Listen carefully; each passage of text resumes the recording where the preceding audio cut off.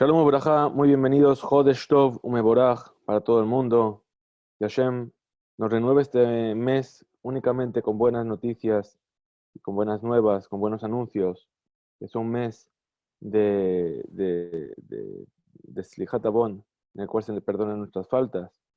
El Imhilat Het, de nuestras transgresiones sean también eliminadas y perdonadas.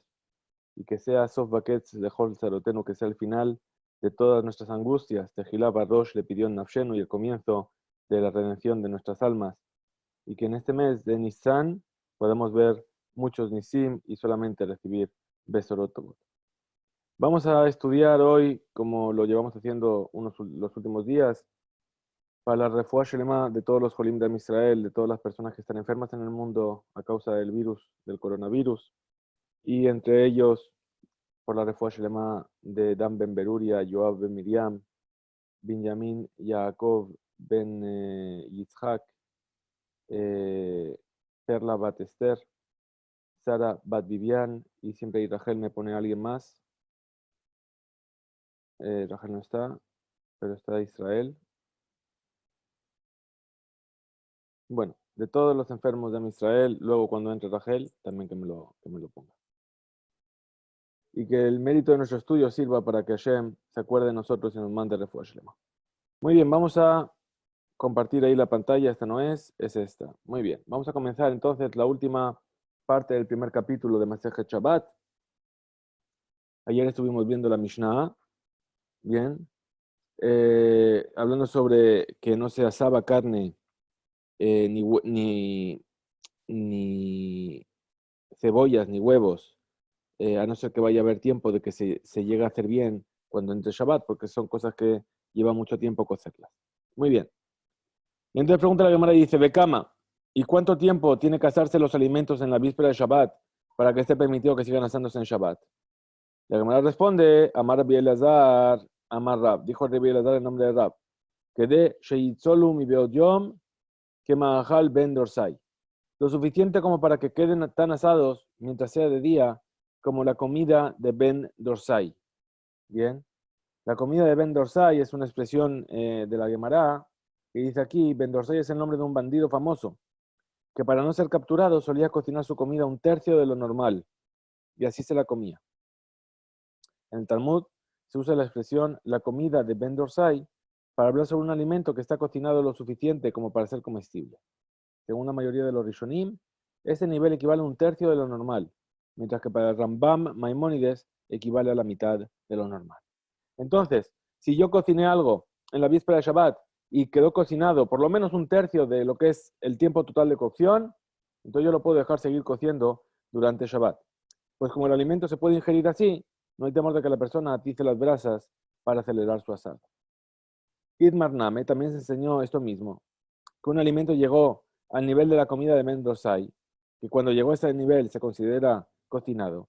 Acerca de otro tema, que Amar Rabasi, Amar Rabbi Yohanan, dijo Rabasi en nombre de Rabbi Yohanan, Kol sheu que ma'achal ben dorsai, todo alimento que haya sido cocinado por un judío hasta el nivel de la comida de Ben Dorsai, en bo mishum bishulen ochri, no está sujeto a las leyes relativas a la cocción de alimentos por gentiles.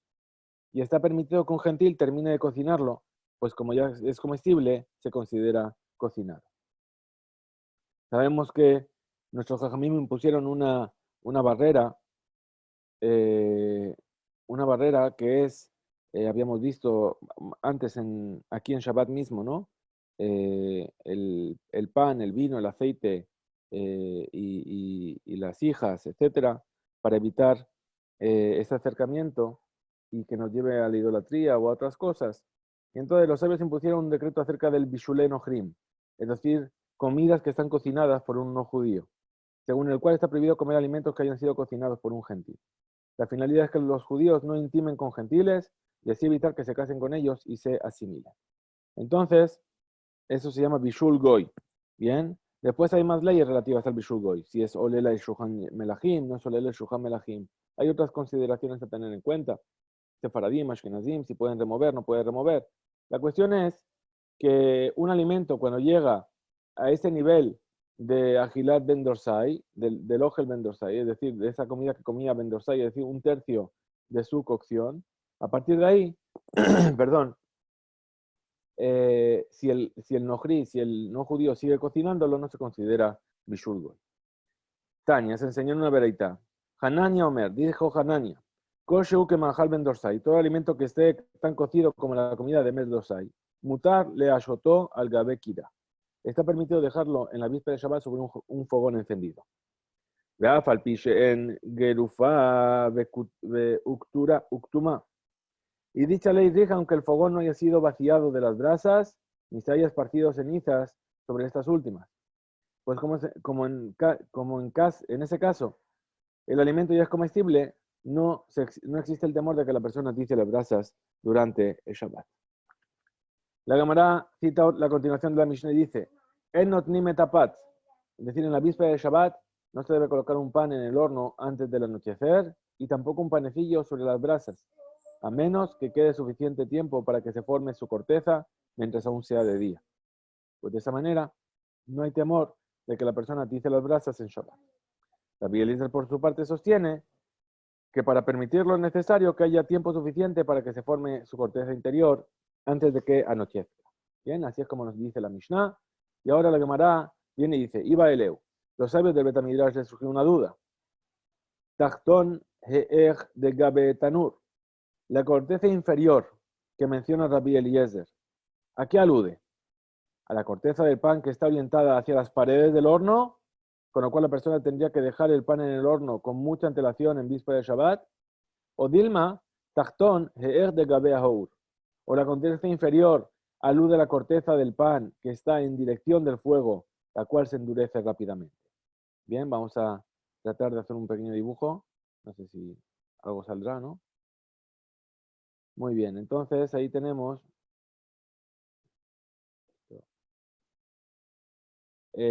¿cómo vamos a hacer esto? Tenemos aquí, vamos a hacerlo negro. Muy bien.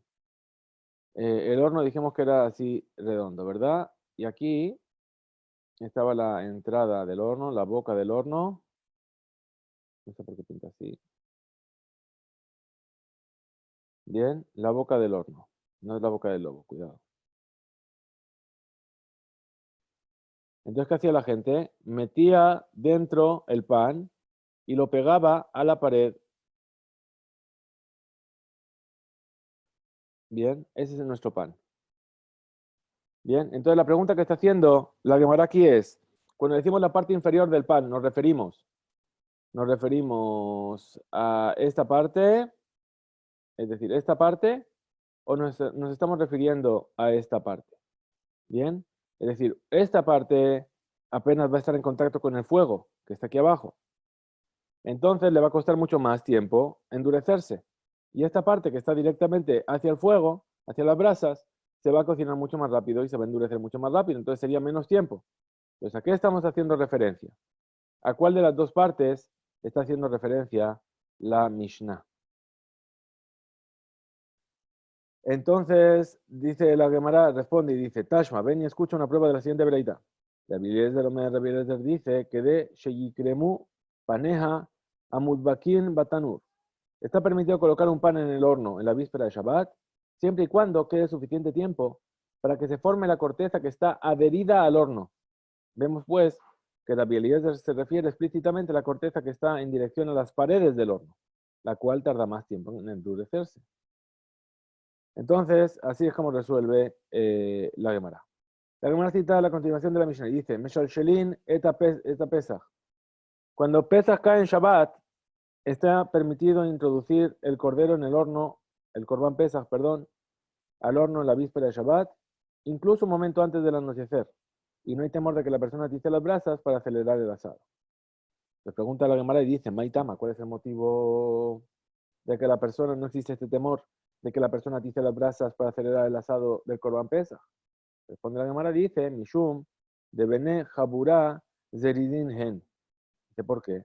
Porque los miembros del grupo, para los que se realiza el Corban Pesach, son diligentes y se vigilan mutuamente para no atizar las brasas. Es decir, el Corban Pesach, la ley estipula que tenía que ser comido en grupo. Es decir, entre varias personas o una familia, por ejemplo, cogían un animal y decían, este es nuestro Corban Pesach, y se anotaban. Bien, si eran pocos en una casa, eran solamente el marido y la esposa, venían y se juntaban con los vecinos. Y así, sí, a lo mejor de ahí sale el concepto del ceder multitudinario, a lo mejor, ¿no? Sí, que este año está en, en peligro, por así decirlo. Entonces, como son muchas personas las que están ahí, entonces no tenemos miedo de que venga uno a atizar las brasas porque los demás van a estar también pendientes y van a decir, oye, oye, que es Shabbat, no se puede atizar las brasas. La Gemara responde, Mishum, de Bnei Haburaz, muy bien, lo hemos dicho. Dice, la Gemara cuestiona esta respuesta y dice, haló, halá, bajiló. Se entiende que la única razón que esté permitido dejar el Corban Pesach en Shabbat es la diligencia de los miembros del grupo. Pero si no fuera por eso, no estaría permitido dejarlo asar en Shabbat. Y si aún así cabe preguntar, ve a Mármol, ¿cómo puede ser si dijo aquel sabio? ¿Sí? Gadia ben Sarik, ben lo Sarik, Shapir Dame. La carne del chivo o de cordero, tanto si la tapa del horno está sellada con barro como si no lo está bien que la persona la coloque en el horno en la víspera de Shabbat, para que siga estándose en Shabbat. Y la ley no lo prohíbe, lo habíamos visto en la Mishnah anterior.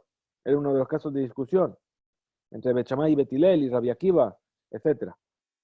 Entonces, siendo así, ¿por qué en el caso del Corban Pesach, en el que se ofrece un chivo o un cordero, se necesita la diligencia de los miembros del grupo? La Gemara responde y dice, Hatam mintach. Ahí en el caso del chivo del cordero, se trata de un animal que está cortado en trozos. Y como el viento daña la carne, no existe el temor de que se abra el horno para atizar las brasas. Ajá, lo mintaj. Pero sin embargo, aquí el Corban Pesaj, el animal no se cortaba, se tenía que asar entero. ¿Sí? Y el viento no perjudica el asado de la carne.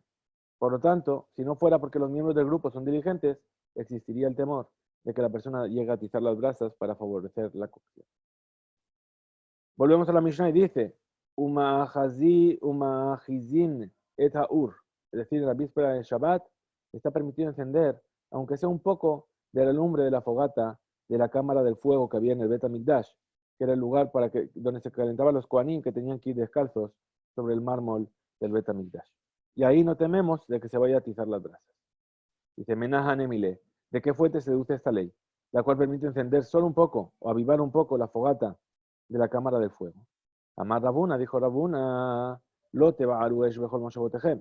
El versículo dice, no encenderéis fuego en todas vuestras moradas en el día de Shabbat. Bejol moshevotejem y ata ma'avir. Ata ma'avir bimdurat betamo que ahí se aprende que en todas vuestras moradas no encenderás fuego, pero sí lo encenderás en la fogata de la cámara del fuego, dado que ese lugar no es tu morada. La cámara objeto dice, Matkif le Rafhizda, rebatió esta ley, esa fuente Rafhizda. Dice, Yahi afilu Shabbat name. Si fuera así, entonces incluso en Shabbat debería estar permitido el encendido de esa fogata. Pues de lo que está hablando el versículo, y según la Mishnah solamente está permitido encenderla en víspera de Shabbat. Es decir, el versículo habla, lo te beyoma Shabbat. Habla del Shabbat mismo. Y aquí solamente estamos hablando de la víspera de Shabbat. Ante la objeción, la Gemara da una razón distinta. Él ama Rav Hizda, más bien, dijo Rav Hizda, que era Kiata lemishre evarim ufdarim hu deata. El versículo cuando vino a hacer referencia a un permiso en lo relativo al Bet HaMikdash, mediante la expresión en todas vuestras moradas, fue para permitir el encendido del fuego con el que se queman los órganos y sebos del Korban Tamid de la tarde del viernes. Qué bien, o sea, vino para eso, ya que la quema de estos órganos sobre el altar en la noche de Shabbat es parte del servicio del Bet HaMikdash. De Joanim Zerizinhen. Y en cuanto a la fogata de la cámara de fuego, la razón de que esté permitido dejarla encendida es que los Kohanim son diligentes, pues son personas temerosas de Hashem que están familiarizadas con las leyes de la Torá. Y por eso hay temor de que lleguen a atizar las brasas después del anochecer. Ahora bien, si no fuera por esta razón, ciertamente estaría prohibido dejar la fogata de la cámara de fuego encendida en Shabbat, ya que no se dejaba para el servicio del Bet HaMikdash, sino para el beneficio de los Kohanim. Entonces volvemos a la Mishnah. Y dice así, Ubagebulin kedesh te'echod. Es decir, fuera del Bet HaMikdash, en cambio, es necesario que la lumbre de la fogata esté ardiendo, en su mayoría de la fogata, o sea, en grande, la mayor parte de la fogata ya está ardiendo, en víspera de Shabbat. Pues de no ser así, existe el temor de que la persona llegue a atizar la leña en pleno Shabbat para avivar el fuego. May Ruban, ¿a qué se refiere la Mishnah con la mayoría de la fogata? Marrab dijo Rab, Rob kol ejad be'ejad. Se refiere a la mayoría de cada una de las leñas que están en la fogata. Y Shmuel Amar, y Shmuel por su parte dijo, que de Shelo Yomru, Habe etzim benaniach tachtehen. La Mishnah se refiere a un caso en el que el fuego ha tomado suficiente fuerza como para que la persona no diga, dame más ramas finas y coloquémoslas debajo para que prenda mejor el fuego y que no se apague. Tana Rafjilla lesayoe li Shmuel. Enseñó Rafjilla una veraitá en favor de la opinión de Shmuel. Que de shete shal hevet olame elea. Es decir, el Kohen Gadol debe encender las velas de la menorá del Bet HaMikdash de tal modo que la llama se eleve sola. Y no de manera que la llama se eleve por medio de cualquier otra cosa.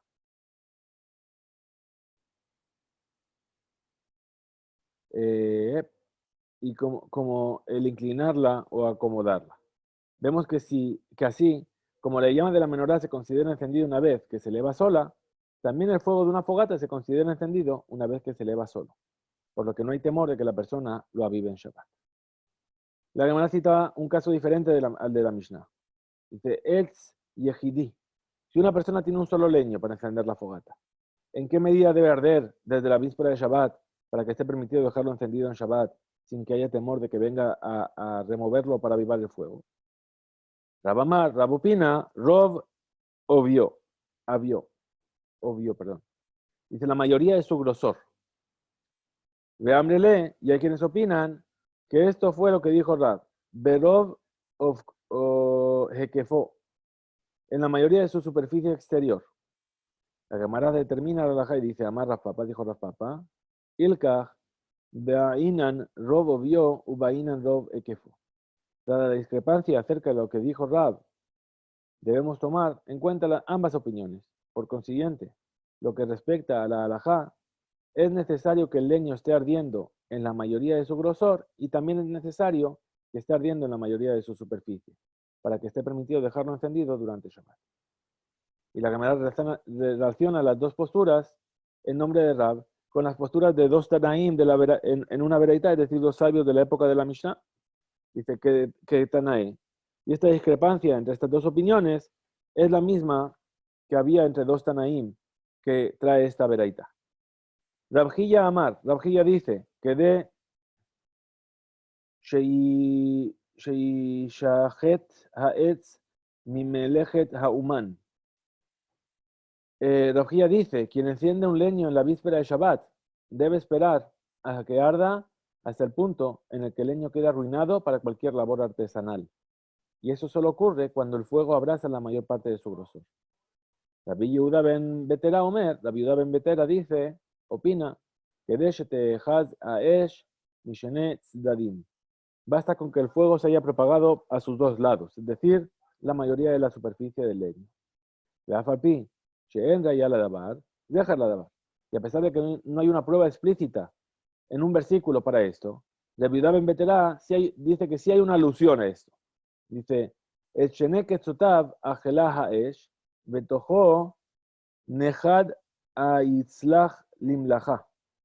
versículo que está en Yehezkel. Sus dos extremos consumió el fuego y su interior se secó. ¿Acaso sirve para alguna labor? Vemos que cuando los dos lados del leño se queman, su interior se seca y por completo y ya no hay necesidad de avivar. La Gemara cita otra discusión entre Amoraim. Dice, Ve'et ha'ach lefanav mebo'eret. Dice el versículo que está en Yirmiyahu.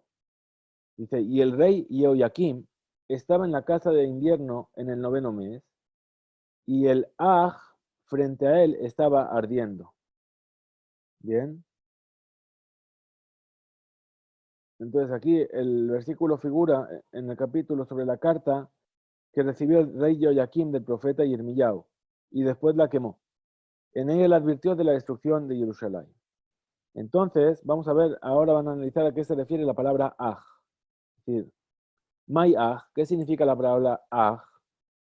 Entonces responde la Gemara y dice, Amar Rab, dijo Rab, ajvaná. La palabra aj significa sauce, ajvaná.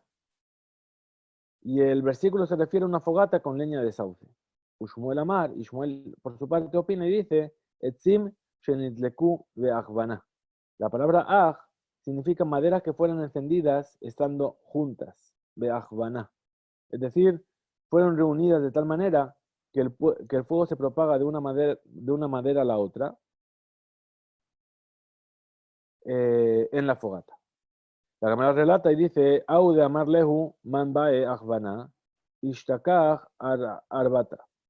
Y había alguien que decía que a la gente, ¿quién quiere achvana? ¿Quién quiere achvana? Preguntaba, y resultó ser que estaba vendiendo ramas de sauce. Muy bien. La Gemara enseña varias leyes relativas al encendido de una fogata en víspera de Shabbat. Y dice así, Amar Rabuna, dijo Rabuna, Kanim en Serihim Rob. En víspera de Shabbat, los juncos no necesitan arder en su mayoría para que esté permitido dejarlos encendidos en la víspera de Shabbat. ¿Por qué? Porque el fuego se propaga con facilidad en este tipo de madera. Y no sospechamos que la persona lo avive en Shabbat para evitar que se apague. Agadán Serihim Rob. Pero por otra parte, si la persona los amarra, sí necesitan arder en su mayoría para que estén permitidos dejarlos en la víspera de Shabbat. Porque al estar amarrados, el fuego no se propaga con facilidad entre ellos y surge el temor de que la persona los avive en Shabbat. Otra ley. Dice, Gar'inin en Tzirihimro. Los huesos de dátil no necesitan arder en su mayoría en la víspera de Shabbat para que esté permitido dejarlos durante Shabbat, ya que su fuego se mantiene encendido. Netanán bejotalot Tzirihimro. Pero si la persona los coloca en recipientes de palma, sí, necesitan arder en su mayoría para que esté permitido dejarlos en la víspera de Shabbat. Pues como el fuego no se propaga con facilidad dentro de estos recipientes, existe la sospecha de que la persona lo avive en Shabbat para evitar que se apague. La Gemara cuestiona esta última ley. Dice Matkifle, Rav Hizda le refutó Rav Hizda y dice, Adraba, Ifbeja Mistabra. Al contrario, en estos casos, lo opuesto es lógico. Kanim mi bardan, los juncos que están sueltos tienden a esparcirse, por lo que es más probable que el fuego se apague.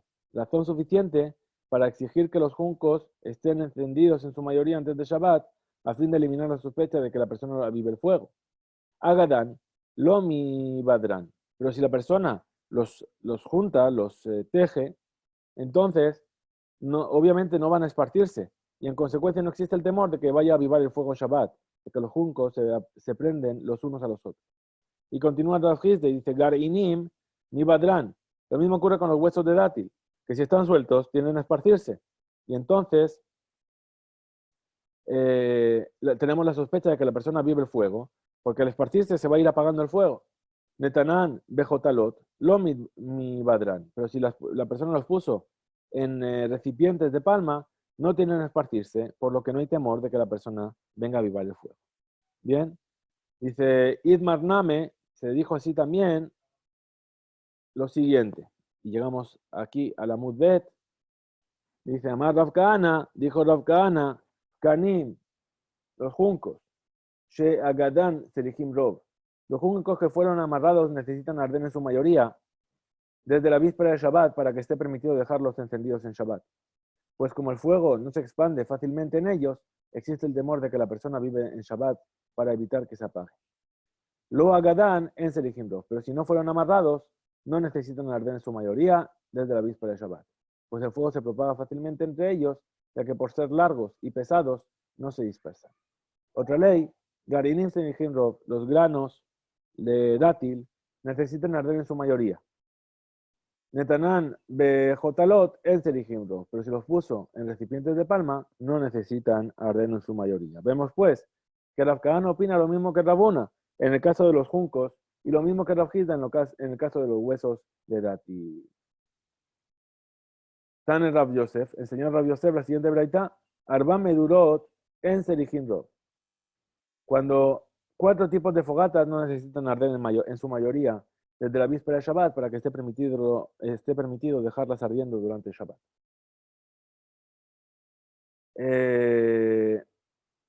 ¿Cuáles son? Shel Zefet, la de alquitrán, Shel Gofrit, la de azufre, Shel Gevina, la de queso, Shel Rebab, y la de grasa.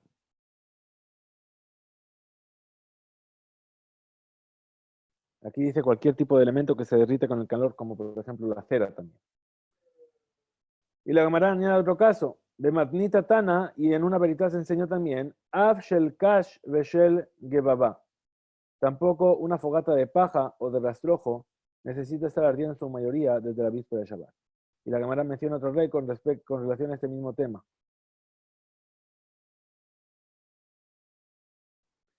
Y dice, Amar Rabbi Yohanan, dijo Rabbi Yohanan, Etzim Shel Babel, en Serihim Rov, la leña de los árboles de Babel no necesitan arder en su mayoría desde la víspera de Shabbat para permitir que esté encendida durante Shabbat, ya que este tipo de madera prende con facilidad.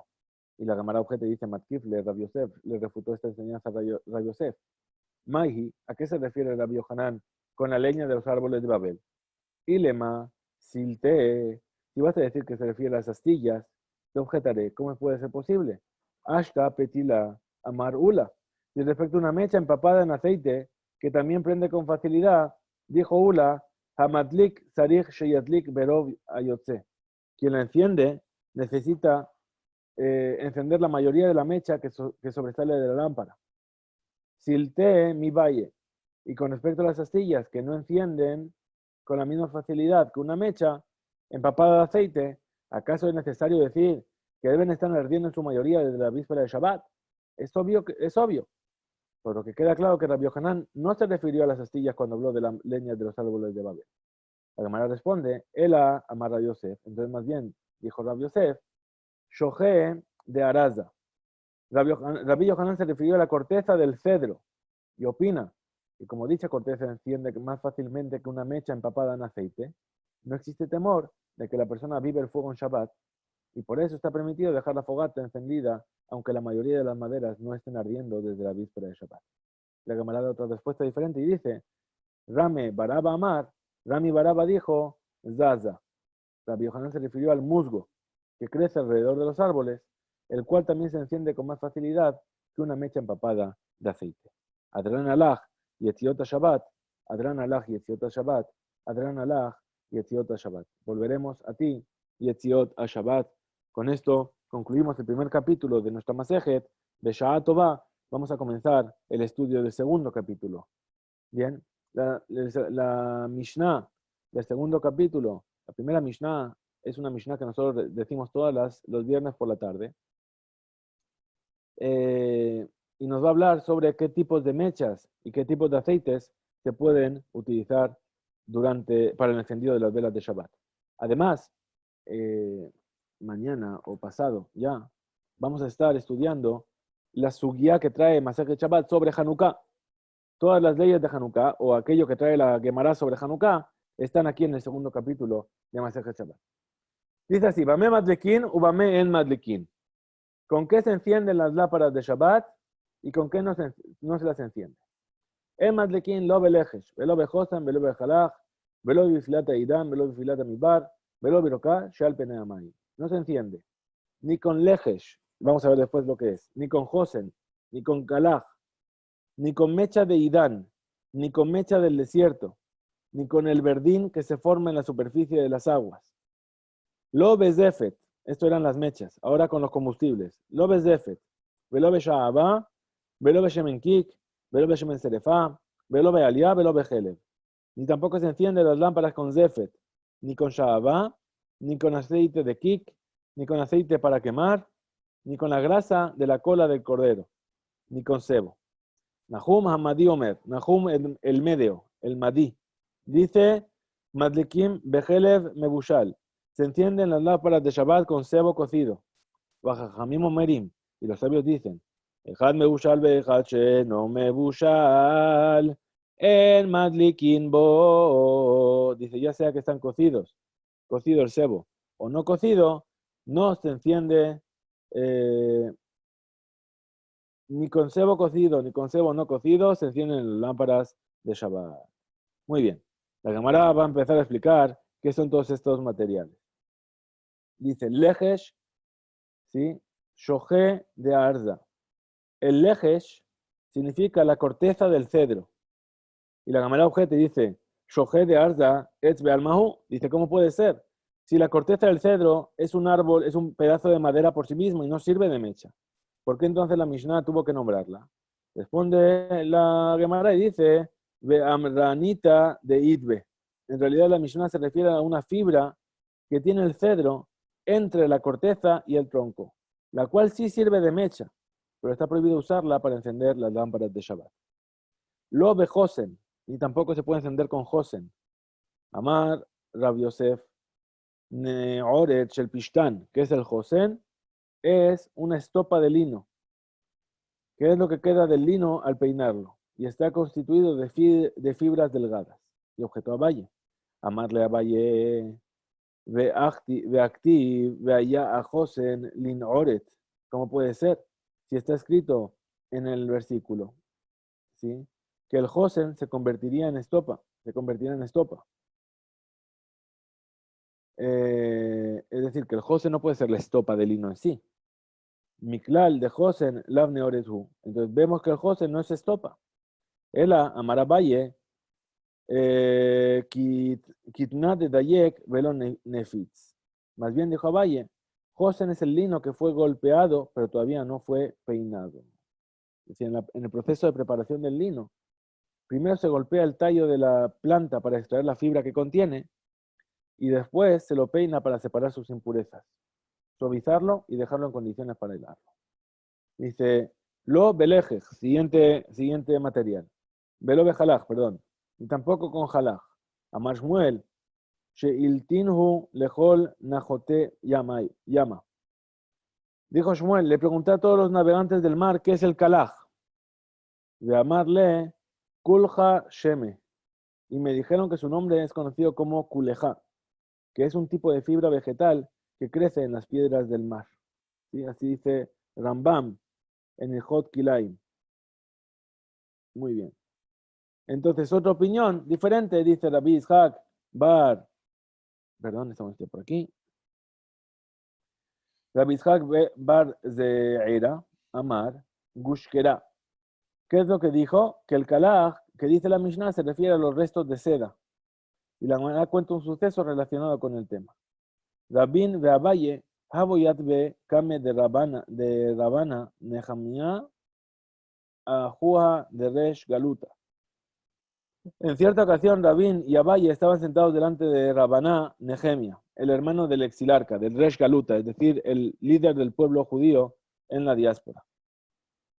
Jaize de Haba Lavesh Metaquesa, y vieron que vestía una metaquesa, es decir, una vestimenta elegante. Amarle Rabim le Abaye, Hainu Kadaj Ditnan. Le dijo Rabín Abaye, ese tejido de la vestimenta de Rab Nehemia es el kalaj que se mencionó en la Mishnah. Amarle, Anan Shera, Feranda Karenanle. Y le dijo a Valle, y nosotros le llamamos a ese tejido seda feranda. La Gemara Objete dice, Metibe, objetaron la opinión de Rabina a partir de la siguiente breita. Ashiraim, Veakalaj, Veasirikin, Hayabim Betzitzit. En una ropa de seda, de kalaj o de seda fina, existe la obligación de poner tzitzit. Vemos que kalaj no es seda, pues se menciona por separado. La Gemara concluye y dice, Tiyuvta de Rabin Tiyuvta. Esta objeción a la opinión de Rabin, en efecto, constituye una refutación contundente. Entonces, la Gemara propone otra respuesta.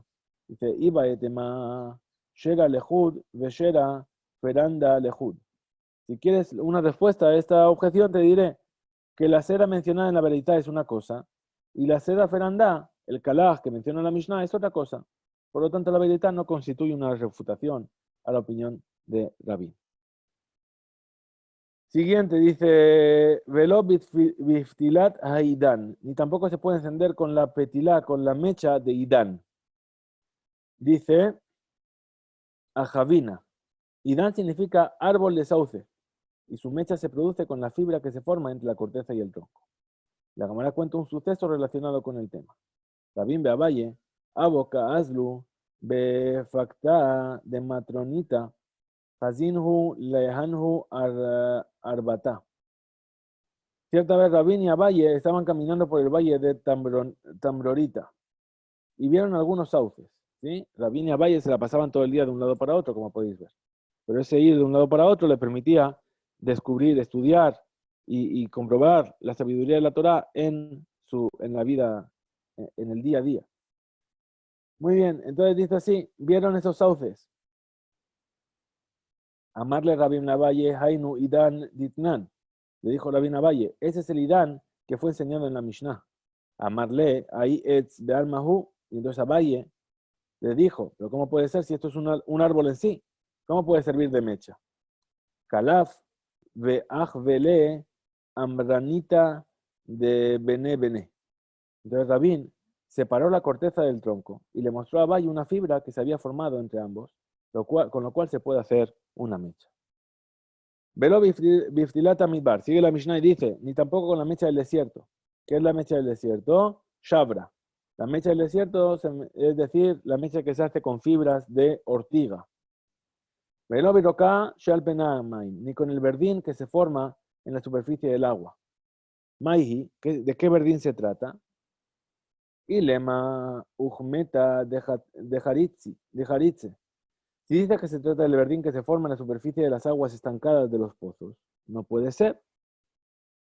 Dice, y peruje me farjan. Es decir, ¿qué va a pasar con eso? Se rompe fácilmente y no se puede hacer mechas con él. El amarra papa, ujmeta de arba. Más bien, dijo la papa, la Mishnah se refiere al verdín que se forma en la parte inferior del casco del barco, cuando queda detenido por mucho tiempo en un mismo lugar, con el cual es posible elaborar una mecha. Acerca de esta mecha, la Mishnah dice que está prohibido usarla para las lámparas de Shabbat. Muy bien, la Gemara cita una veredita relacionada con nuestra Mishnah y dice, Tana, osifu alehen shel semer ve shel se'ar. Enseñó una veredita, los sabios añadieron otras dos mechas a aquellas que mencionaron la Mishnah. La mecha hecha de lana y la mecha hecha de pelo, con las cuales tampoco se encienden las lámparas de Shabbat. Y dice la Gemara, Vetan edidan semer mejavetz kavitz. Y nuestro Tana no nombró estas dos materiales porque no sirven de mechas. La de lana porque se encoge con el fuego y no se enciende. Sear y jaruje mihraj. Y la del pelo porque se consume inmediatamente cuando se expone al fuego. Por esa razón, nuestra Mishnah no tuvo la necesidad de enseñar que tampoco se encienden con esas mechas las lámparas de Shabbat. Lobe Zefet. Ahora vamos con los combustibles. Dice Lobe Zefet. Tampoco se encienden las lámparas de Shabbat con Zefet, ni con Sha'avah. Zefet, Zifta, Sha'avah, Kiruta. Es decir, el Zefet es el alquitrán y la Sha'avah es cera. Tena. Se enseñó una vereita. Adkan Pasul Petilot. Hasta aquí, esto es hasta el verdín, la Mishnah nombró los materiales inválidos para hacer mechas. Mikan Ba'elach, Pasul Shemanim. Y de ahí en adelante, es decir, del Zefet en adelante, la Mishnah nombró los materiales inválidos para usar en lugar del aceite. Dice la Gemara, Pshita, esto es obvio. ¿Por qué la vereita tuvo que decir? ¿Por qué la Gemara tuvo que decir? La vereita tuvo que decir esto. Ya se entiende. Se entiende que que hasta aquí se estaba hablando de mechas, y cuando empieza a hablar de alquitrán, nadie hace mechas de alquitrán, está hablando de combustibles. Entonces dice, Sha'aba istaríjale, tuvo una necesidad de decir esto a causa de la cera. Mau de tema, liftilot name lo hazia, pues podrías pensar que la cera tampoco sirve para hacer mechas, para las lámparas de Shabbat. Es decir, podrías pensar que está prohibido usar una vela de cera cilíndrica común, cuya mecha atraviesa su interior, pero al enfatizar la prohibición de usar la cera, se limita su función como combustible. Kamashmalan, y por eso la Beraita nos enseñó que con una vela de cera está permitido prender las lámparas de Shabbat, ya que estamos usando la cera como mecha y no como combustible. La Gemara presenta una enseñanza relacionada a algunos de los combustibles mencionados en la Mishnah. Amar Rame, Barabín, Itrana, Pesulta, Desdifta. La brea es el residuo que escurre del alquitrán, del zefet al calentarlo. Sha'avah, Pesulta, Didubsha. Y la cera es lo que queda después de la extracción de la miel, o sea, el panal. Y la Gemara pregunta, y con esto vamos a acabar, ¿sí? Dice así, la Gemara pregunta, Lemay nafkamina, ¿y en qué repercute lo que dijo Rabami Barabín? ¿Qué es lo que me cambia? Lemikaj un mimkar, en la compra-venta, ya que si un hombre hace un trato con otro para venderle cera, puede entregarle un panal al natural y el comprador no tiene derecho a exigirle el material procesado. Es decir, te vendo cera y le da el panal con las abejas y con la miel dentro, se considera que le está dando realmente lo que le prometió y no le puede exigir que lo que le vendió no es lo que recibió. Así que vamos a dejar aquí nuestro estudio de hoy. Bien, y mañana, Besat Hashem, seguiremos con el estudio de este capítulo de Bamei Matliki. Muchas gracias por estar ahí y que solamente tengamos Besot Tobot, Chodesh Tov, Umeborach.